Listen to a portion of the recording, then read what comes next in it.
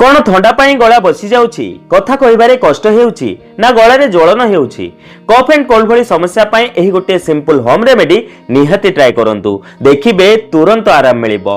एक कप गरम पानी नियंतु, तापरे आपण सेतिरे आधा चामच महू मिसांतु, तापरे चिमुटाए हळदी गुंड मिसांतु एवं शेषरे अल्प गोलमरिच गुंड मिसांतु। एबे एहाको भलो भाबे मिक्स कर दियंतु एवं धीरे धीरे सिप सिप करी आपण एहार सेवन करंतु। एही मिक्सचर थ्रोट को सूद करिवो, इन्फेक्शन को काम करिवो एवं बसी जाइथिबा गला फास्ट रिकवर करिवो। हेले जदि बारंबार आपनकु थंडा काश भली समस्या लागि रहुछि, तेबे काली 7 day cough cold reset plan रो लॉन्ग वीडियो अपलोड करिवि, जेउथिरे कंप्लीट रूटीन कहि अछि। सेथि पई वीडियो को मिस करिवे नाही।